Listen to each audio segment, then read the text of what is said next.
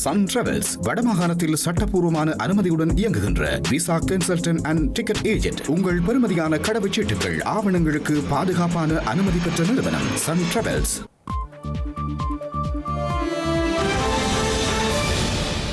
வணக்கம். இது ஐபிசி தமிழின் இரவு நேர பிரதான செய்திகள். முதலில் தலைப்புச் செய்திகள்.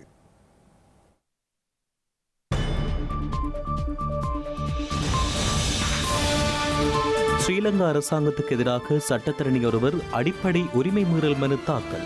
டிட்வா புயலை தடுக்க தவறியதாக குற்றச்சாட்டு. ஜோன்ஸ்டன் பெர்னாண்டோவின் மகன் கைது. அரச நிதியை தவறாக பயன்படுத்தியதாக குற்றச்சாட்டு. EPDPயின் கொலைகள் வெளிச்சத்துக்கு வரும் என்கிறார் நாடாளுமன்ற உறுப்பினர் ராஜீவன். சட்டம் தன் கடமையை செய்யும் எனவும் தெரிவிப்பு. பௌத்தமயமாக்கலுக்கு எதிர்ப்பு தெரிவித்து வவுனியாவில் போராட்டம். வீதிக்கு இறங்கிய காணாமல் ஆக்கப்பட்டவர்களின் உறவுகள். ஈழத்தமிழர் நிஷான் கனகராஜாவுக்கு சேர்பட்டம். பிரித்தானிய மன்னரின் புத்தாண்டு விருது. ஈரானுக்கு எச்சரிக்கை விடுத்த ட்ரம்ப். அணுசக்தி திட்டத்தை ஆரம்பித்தால் தாக்குதல் நடத்தப்படும் எனவும் எச்சரிக்கை.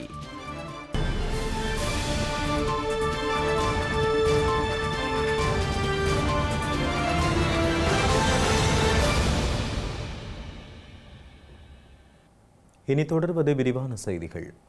கண்டியைச் சேர்ந்த சட்டத்தரணி ஒருவர் ஸ்ரீலங்கா அரசாங்கத்துக்கு எதிராக உச்சநீதிமன்றத்தில் அடிப்படை உரிமைகள் மீறல் மனு ஒன்றை தாக்கல் செய்துள்ளார்.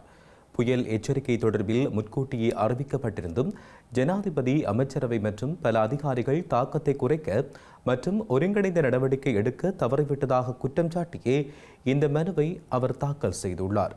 பேரிடர் அபாயத்தை குறைப்பது தொடர்பாக அவர்களின் நடவடிக்கைகள் மற்றும் தவறுகளை காரணம் காட்டி ஜனாதிபதி, அமைச்சரவை, பேரிடர் மேலாண்மைக்கான தேசிய பேரவை மற்றும் பிற தொடர்புடைய அதிகாரிகளுக்கு எதிராக இந்த மனுவை தாக்கல் செய்துள்ளார். ஜனாதிபதி தனது உத்தியோகபூர்வ தகுதியில் செயற்படும் போது மனுதாரரின் அடிப்படை உரிமைகளை மீறியதாக கூறப்படும் வழக்கில் அரசியலமைப்பின் 35வது பிரிவின் படி சட்டமா அதிபர் முதலாவது பிரதிவாதியாக பெயரிடப்பட்டுள்ளார். அத்துடன் ஜனாதிபதி அனுர்குமார் திசாநாயக்க, பிரதமர் ஹர்னி அமரசூரிய உள்ளிட்ட அமைச்சர்கள் அமைச்சரவையும் இந்த மனுவில் பிரதிவாதிகளாக பெயரிடப்பட்டுள்ளனர். கண்டி நீதிமன்ற வளாகத்திற்கு அருகாமையில் அமைந்துள்ள தனது அலுவலகம் புயலினால் ஏற்பட்ட வெள்ளப்பெருக்கின் விளைவாக முற்றிலுமாக சேதமடைந்துள்ளதாகவும் மனுதாரர் கூறினார். தனது கணனி அமைப்பின் முழு தரவு தளத்தை இழந்துவிட்டதாகவும் இது தனது தொழில்முறை கடமைகளை நிறைவேற்றுவதற்கு விலை மதிப்பற்றது என்றும் அவர் குறிப்பிட்டுள்ளார். புயல் குறித்து முன்கூட்டியே எச்சரிக்கைகள் இருந்த போதிலும் கொத்மலை போன்ற முக்கிய நீர்த்தேக்கங்களில் இருந்து முன்கூட்டியே தண்ணீரை வெளியேற்றுவது உட்பட முன்கூட்டிய தணிப்பு நடவடிக்கைகளை எடுக்க பிரதிவாதிகள் தவறிவிட்டதாக மனுதாரர் தனது மனுவில் குறிப்பிட்டுள்ளார்.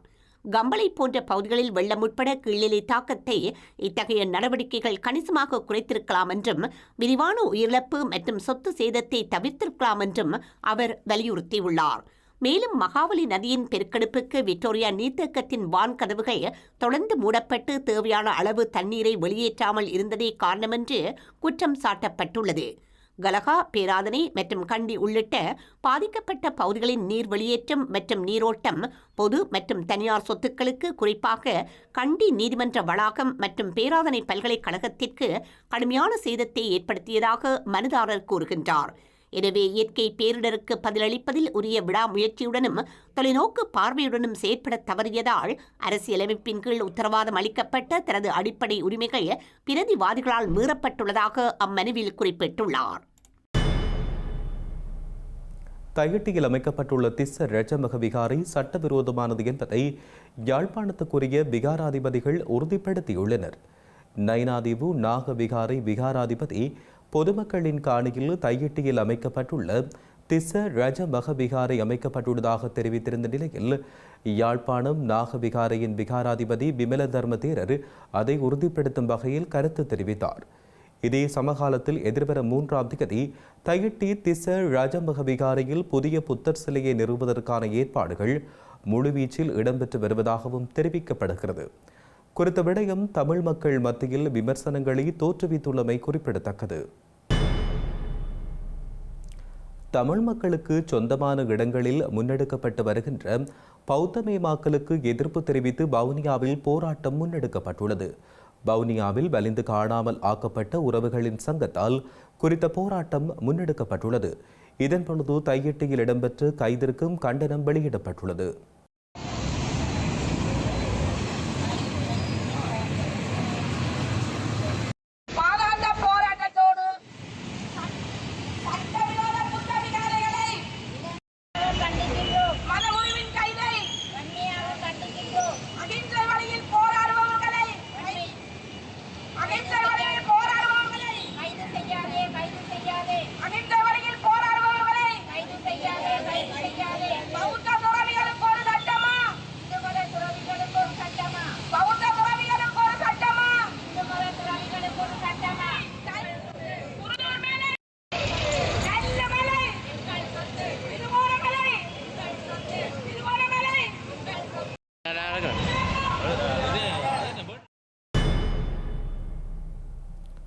ஈழமக்கள் ஜனநாயக கட்சி செய்த கொலைகள், கடத்தல்கள், ஊழல்கள் அனைத்தும் அம்பலத்துக்கு வரும் என ஆளும் கட்சியின் நாடாளுமன்ற உறுப்பினர் ரஜீவன் ஜெயச்சந்திரமூர்த்தி தெரிவித்துள்ளார்.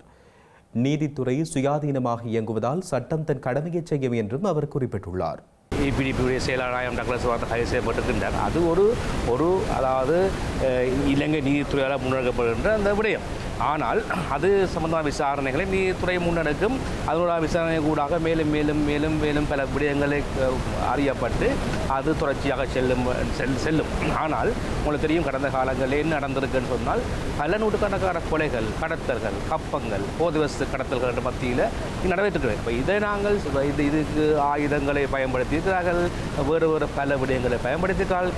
எனவே நாங்கள் எங்களுக்கு யாருமே அவர்களை காப்பாற்ற வேண்டும், உங்களை காப்பாற்ற வேண்டிய தேவை எங்களுக்கு கிடையாது. நாங்கள் சொல்லியிருக்கிறோம், இந்த நாட்டிலே அமைதியை நிலைநாட்ட வேண்டும், ஊழலை ஒழிக்க வேண்டும். யாரெல்லாம் இந்த மக்களுக்கு அநீதி இழைத்தார்களோ அனைவரும் கைது செய்யப்பட்டு விசாரிக்கப்படுவார்கள். அவர் செய்ய தண்டனை வழங்கப்பட வேண்டும் என்று நான் தெரிவித்துக்கோம். அந்த வகையிலே தான் இந்த விசாரணை முன்னெடுக்கப்படுகின்றது. கடந்த காலங்களில் நடந்த அத்தனை விடயங்களுக்கும் பொறுப்பு கூற வேண்டிய தேவை இருக்குது. இப்போ இன்றைக்கு நீங்கள் பார்த்தீங்கன்னா பத்திரிகைகள், அரசியல்வாதிகள், சமூக வலைத்தளங்களிலிருந்து பல செய்திகள் வந்திருக்கிறது. கடந்த காலத்தில் என்ன நடந்தது அதைத்தான் நான் கேட்குறோம். அதாவது கடந்த காலங்களிலே மக்களுக்கு என்ன நடந்தது, எப்படி கொல்லப்பட்டார்கள், எப்படி காணாமல் போனார்கள், எத்தனை ஆயிரம் பத்திரிகையாளர்கள் அல்லது பத்திரிகை துறையைச் சேர்ந்தவர்கள் அச்சுறுத்தப்பட்டார்கள், அடித்து நொடுக்கப்பட்டார்கள், அல்லது இரவிலே கொலை செய்யப்பட்டார்கள், கடத்தப்பட்டார்கள். எனவே இப்படியான விடயங்கள் எல்லாத்தையும் நாங்கள் கண்டறிகின்ற பொழுதுதான் உண்மையான நீதியை நிலைநாட்ட முடியும். அதை இலங்கை நீதித்துறை நிச்சயமாக செய்து முடிக்கும். இது சம்பந்தமாக நாங்கள் யாரும் அச்சப்பட வேண்டியதில்லை. இது எங்களுடைய விடயம் இல்லை. அது நீதித்துறை சுயாதீனமான முறையிலே செயல்பட்டு வருகின்றது. நாங்கள் யாரை பழிவாங்கிறதுக்காக இல்லை. ஸ்ரீலங்காவின் முன்னாள் அமைச்சர் டக்ளஸ் தேவானந்தா மகர சிறைச்சாலை வைத்தியசாலையில் இன்று அனுமதிக்கப்பட்டுள்ளார். அவருடைய உடல்நிலை தொடர்பில் வைத்தியர்கள் முன்வைத்து பரிந்துரையின் அடிப்படையில் அவர் மகர சிறைச்சாலை வைத்தியசாலையில் அனுமதிக்கப்பட்டுள்ளதாக தெரிவிக்கப்படுகிறது.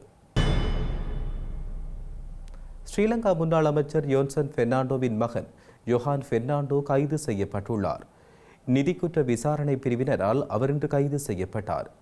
அரசு நிறுவனமான சதோசாவுக்கு சொந்தமான பார ஊர்தி ஒன்றை முறைகேடாக பயன்படுத்திய குற்றச்சாட்டின் கீழ் அவர் கைது செய்யப்பட்டுள்ளதாக பதில் காவல்துறை ஊடக பேச்சாளர் தெரிவித்துள்ளார். இப்பா கமுவ கும்புக் வெவ பகுதியில் வைத்து அவர் கைது செய்யப்பட்டுள்ளார். ஜொஹான் பெர்னாண்டோவை நீதிமன்றில் முன்னிலைப்படுத்த நடவடிக்கை எடுக்கப்பட்டுள்ளதாக தெரிவிக்கப்படுகின்றது. சர்வதேச நாணய நிதியத்தின் குழு ஒன்று அடுத்த வருட ஆரம்பத்தில் இலங்கை செல்ல உள்ளது. சர்வதேச நாணய நிதியத்தால் வழங்கப்பட்ட விரிவாக்கப்பட்ட நிதி வசதியின் 5வது மதிப்பாய்வு குறித்து விவாதிப்பதற்காகவே இந்த குழு அங்கு செல்ல உள்ளது. டிட்வா புயலால் பாதிக்கப்பட்டவர்களில் 88% வீடுகளை சுத்தப்படுத்துவதற்காக அரசாங்கத்தால் வழங்கப்படும் 25,000 ரூபாய் கொடுப்பனவை பெற்றுக் கொண்டுள்ளதாக ஸ்ரீலங்கா பாதுகாப்பு அமைச்சின் அனர்த்த முகாமைத்துவ பிரிவின் மேலதிக செயலாளர் KG தர்மதிலக தெரிவித்தார். இலங்கையில் டிட்வா சூறாவளியால் பாதிக்கப்பட்ட மக்களின் வாழ்வாதாரத்தை மேம்படுத்தவும் அவர்களை மீண்டும் இயல்பு நிலைக்கு திரும்பும் வகையில் அரசாங்கத்தால் முன்னெடுக்கப்படுகின்ற பரந்த அளவிலான மறுசீரமைப்பு திட்டத்தின் ஒரு பகுதியாக இந்த கொடுப்பனவு வழங்கப்படுவதாக தெரிவிக்கப்படுகிறது. பாதிக்கப்பட்ட பகுதிகளில் உள்ள பாடசாலை மாணவர்களின் கல்வி நடவடிக்கைகளுக்கு ஆதரவாக மாணவர் ஒருவருக்கு தலா 15,000 ரூபாய் வீதம் வழங்க அரசாங்கம் நடவடிக்கை எடுத்துள்ளது. புயலால் வீடுகள் பகுதிகளவில் சேதமடைந்த குடும்பங்களுக்கு தலா 5 லட்சம் ரூபாய் வழங்கப்பட உள்ளது. தமது வீடுகளையும் காணிகளையும் முழுமையாக இழந்த குடும்பங்களுக்கு தலா 10 லட்சம் ரூபாய் இழப்பீடு வழங்கப்பட உள்ளது. இந்த நிதி உதவிகள் அனைத்தும் அதிகாரிகளின் நேரடி மேற்பார்வையில் விநியோகிக்கப்பட்டு வருவதாக அவர் கூறியுள்ளார். ஸ்ரீலங்கா ஜனாதிபதி அனுரகுமார திசாநாயக்க தலைமையிலான அரசாங்கம் தொடர்பில் ஒரு வருடத்தில் எதையும் கூற முடியாது என முன்னாள் ஜனாதிபதி மைத்ரிபால ஸ்ரீசேன தெரிவித்தார். புதிய அரசாங்கம் ஒன்று பதவியேற்று 3 வருடங்களின் பின்னரே நன்மை தீமைகள் தொடர்பில் கருத்து கூற முடியும் என கொழும்பில் நடந்த நிகழ்வொன்றில் கலந்து கொண்டு கருத்து தெரிவித்த பொழுதும் அவர் மேற்கண்டவாறு குறிப்பிட்டார்.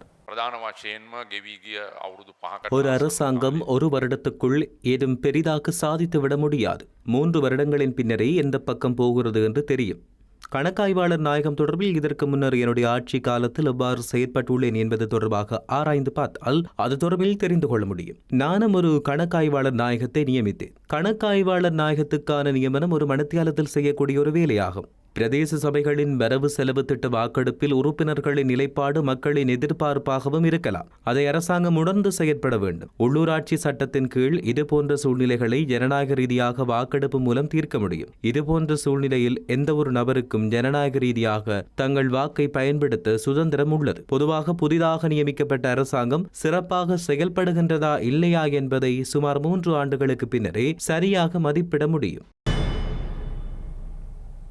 இலங்கையில் 50க்கும் குறைவான மாணவர்களுடன் இயங்கும் பாடசாலைகளின் எண்ணிக்கை அதிகரித்துள்ளதாக கல்வி அமைச்சு தெரிவித்துள்ளது.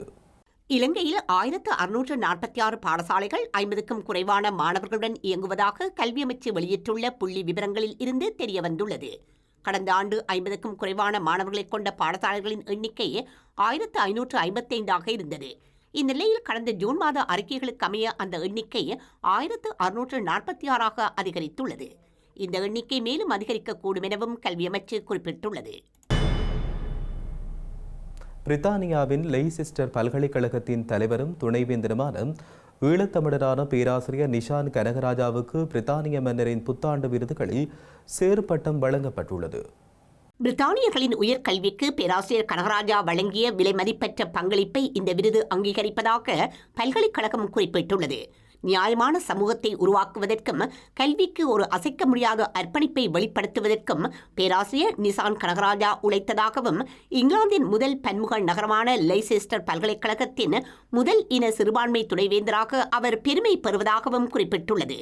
பிரித்தானியாவில் மிகவும் மாறுபட்ட பல்கலைக்கழகம் ஒன்றை அவர் உருவாக்கியமைக்கு அடையாளமாக லெய்செஸ்டர் பல்கலைக்கழக மாணவர்களில் 38% மிகவும் பின்தங்கிய பகுதிகளைச் சேர்ந்தவர்களாகவும் 69% மாணவர்கள் சிறுபான்மை இன பின்னணியைச் சேர்ந்தவர்களாகவும் இருப்பதாக அறிவிக்கப்பட்டுள்ளது.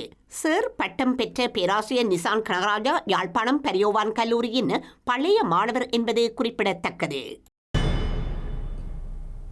இஸ்ரேல் மற்றும் ஹமாஸுக்கு இடையிலான போர் நிறுத்த ஒப்பந்தத்தின் 2ஆம் கட்டத்தை விரைவாக அடைய விரும்புவதாக அமெரிக்க ஜனாதிபதி டொனால்ட் ட்ரம்ப் தெரிவித்தார். ஆனால் ஹமாஸ் ஆயுதங்களை கைவிட வேண்டும் என்றும் அவர் கூறினார். இஸ்ரேல் ஹமாஸ் பேச்சுவார்த்தையில் நிறைய முன்னேற்றம் அடைந்துள்ளதாகவும் அமெரிக்க ஜனாதிபதி கூறினார். 3 பிரச்சினைகளை ஏற்கனவே தீர்த்து விட்டதாகவும் தவறான பிரதமர் இருந்திருந்தால் இஸ்ரேல் என்ற நாடே இருந்திருக்காது எனவும் ட்ரம்ப் தெரிவித்தார். அத்துடன் ஈரான் தனது அணுசக்தி திட்டத்தை மீண்டும் தொடங்கினால் அழித்து விடுவோம் எனவும் அவர்களை சின்னாபின்னமாக்குவோம் எனவும் அமெரிக்க ஜனாதிபதி எச்சரிக்கை விடுத்துள்ளார். அமெரிக்காவின் புளோரிடாவில் உள்ள தனது இல்லத்தில் இஸ்ரேல் பிரதமர் பெஞ்சமின் நெட்டன்யாகுவுடன் அமெரிக்க ஜனாதிபதி ட்ரம்ப் பேச்சுவார்த்தை நடத்தினார். ஈரானுக்கு எதிராக புதிய ராணுவ நடவடிக்கைகளில் எடுப்பதன் அவசியம் குறித்து ட்ரம்புடன் நெட்டன்யாகு ஆலோசனை நடத்தியதாக தெரிகின்றது. இந்திய குடியரசு தின விழாவில் தமிழ்நாடு அலங்கார வாகனம் இடம்பெற மத்திய அரசு ஒப்புதல் அளித்துள்ளது. விழாவில் முப்படைகள் அணிவகுப்பு, அலங்கார வாகனங்கள் அணிவகுப்பு இடம்பெறுகின்றன. இந்த அணிவகுப்பில் பல்வேறு மாநிலங்களில் அலங்கார வாகனங்கள், பல்வேறு துறைகள் மற்றும் துணை ராணுவ அலங்கார வாகனங்கள் பங்கு பெறுகின்றன. இந்த ஆண்டு அணிவகுப்புக்கான ஏற்பாடுகள் விரைவில் தொடங்கப்பட உள்ளது. இம்முறை 10க்கும் மேற்பட்ட மாநிலங்களின் அலங்கார வாகனங்கள் இடம்பெற உள்ளன. இந்நிலையில் 2026ஆம் ஆண்டு குடியரசு தின விழாவில் தமிழக அரசின் அலங்கார வாகனம் இடம்பெற மத்திய உள்துறை அமைச்சகம் ஒப்புதல் அளித்துள்ளது. பசுமை மின்சக்தி என்ற தலைப்பில் அலங்கார வாகனம் இடம்பெறும் என உள்துறை தரப்பில் தெரிவிக்கப்பட்டு வருகிறது. செய்திகளின் நிறைவாக இனி மீண்டும் தலைப்புச் செய்திகள்.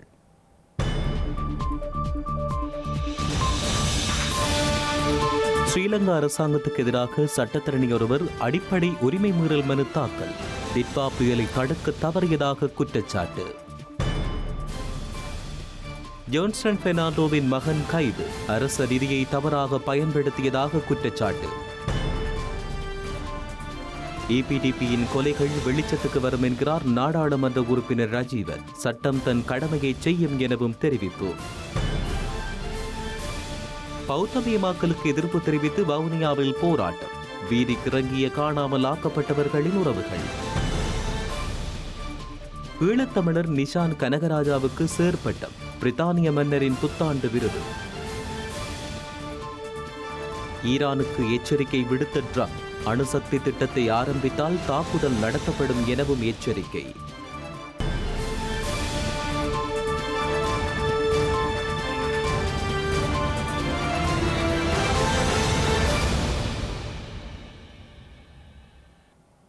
இத்துடன் ஐபிசி தமிழின் இரவு நேர பிரதான செய்திகள் நிறைவடைகின்றன.